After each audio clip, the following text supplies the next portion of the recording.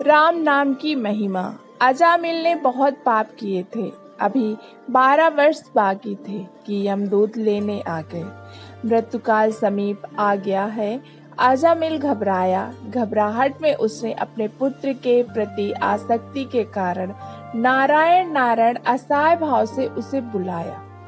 नारायण तो नहीं आया, पर वहां भगवान विष्णु के दूत आ पहुंचे।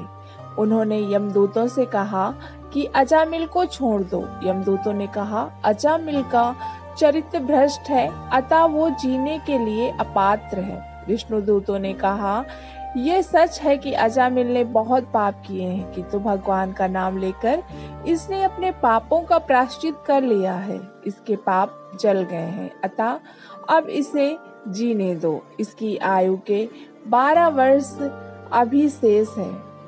यमदूत अजामिल ने नारायण नारायण तो कहा है, किंतु बैकुंठपति को नहीं, नारायण को नहीं, अपने पुत्र को पुकारा था। विष्णुदूत अनजाने में ही सही उसके मुख से हमारे स्वामी का नाम निकला है। जाने अनजाने में वस्तु शक्ति काम करती है। अनजाने में ही अगर अग्नि में हाथ डाला जाए तो वो जला देती है। इसी प्रकार अनजाने में ही अगर कोई भगवान का नाम लेता है तो उसका कल्याण हो जाता ही है और उसे अलौकिक फल भी मिलता है। बड़े बड़े महापुरुष भी जानते हैं कि संकेत से, परिहास से, तान के आलाप से, किसी को गाली देने पर भी यदि प्रभु का नाम का उच्चारण हो जाए तो उसके पाप नष्ट हो जाते हैं। तो जो मनुष्य गिरते समय पैर के फिसलने पर, अंग भंग होने पर, चोट लगने पर या कोई भी विवस्था में भगवान का नाम उच्चारण करता है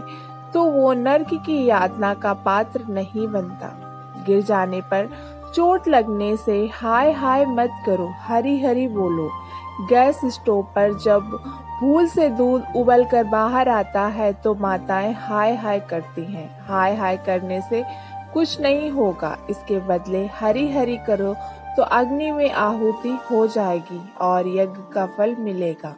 वाल्मीकि रामायण में लिखा है कि मृत आत्मा के पीछे हाय हाय अधिक करने से मृत आत्मा को कष्ट होता है और उसे दुख पहुंचता है। हरि हरि बोलने से उसका फल मृत आत्मा को मिलता है। विष्णु दूतों ने अजामिल को यमदूतों के बंधन से मुक्त किया और उसका उद्धार हो गया।